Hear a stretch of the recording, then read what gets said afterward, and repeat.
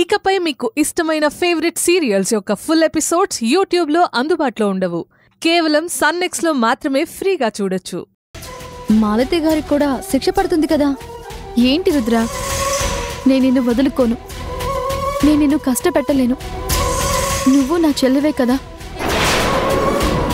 ఒక తల్లి కడుపున పుట్టకపోయినా కూడా నువ్వు నా సొంత చెల్లెలతో సమానం.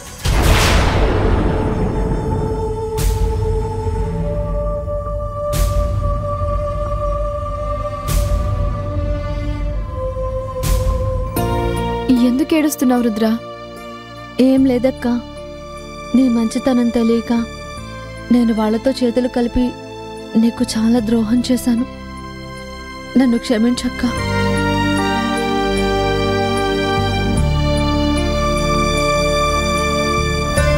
రుద్ర, జరిగిపోయిన దాని గురించి కాదు, ఇప్పుడు జరగబోయే దాని గురించి మాట్లాడుకుందాం. అక్క, ఇన్నాళ్ళు నేను ఒంటరిదాన్ని, ఈ ప్రపంచంలో నాకు మా అమ్మ తప్ప ఎవరూ లేరు అనుకున్నాను. కానీ ఆ దేవుడే నిన్ను నా దగ్గరికి పంపించాడు.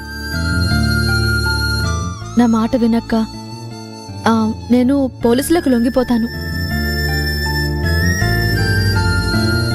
ఆ మాలతిని నిత్యాన్ని పోలీసులకి పట్టిద్దాం. వద్దని చెప్తున్నాను కదా రుద్ర, ఆ దేవుడే మనకేదో ఒక దారి చూపిస్తాడు.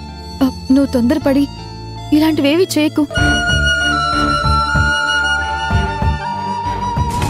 రోజా, ఒక బ్రేకింగ్ న్యూస్.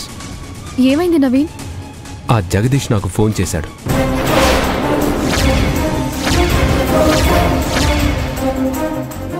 ఏంటి, జైల్లో ఉన్న జగదీష్ ఫోన్ చేశాడా? అవును.